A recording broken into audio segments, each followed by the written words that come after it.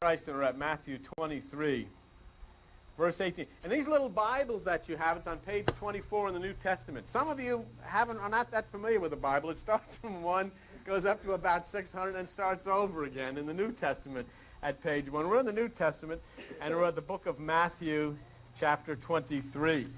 And Jesus Christ is continuing a tirade against the religious order, okay? He's talking about Pharisees and scribes, and these are the Bible teachers and the religious institutions of the day.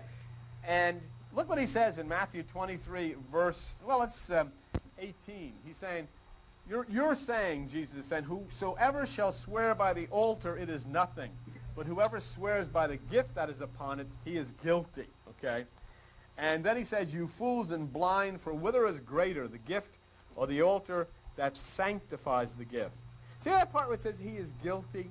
That would mean that one who fails to follow through on this oath, would carry some kind of guilt or whatever with him, which we don't even believe in that part of it. But anyhow, Jesus Christ is coming against them because what they're saying is that the altar is irrelevant. It's the gift that's important. Right?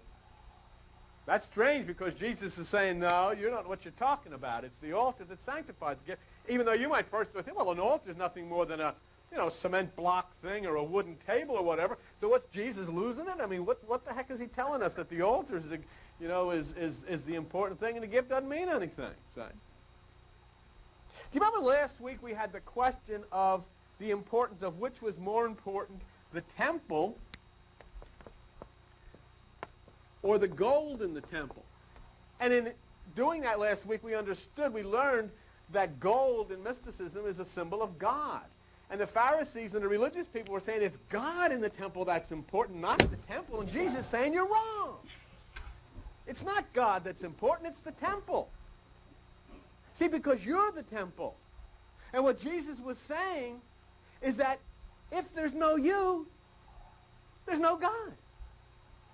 You're the one that sanctifies. You're the one that allows God to live or die. It's totally up to you. And so Jesus was saying, no, it's not God that's important. It's the temple, because if there's no temple, there can be no God. You're the one who calls the shots. You say, yes, God, go ahead and live within me, or you say, no, you won't. Okay?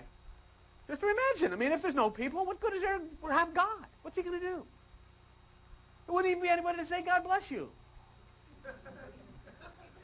Did you ever think of that? He's going to sit up there. Oh, here I am, God. Where is everybody? Who's going to pray to me? Who's going to worship me? Who cares about you? Nobody even knows you're here because there is nobody.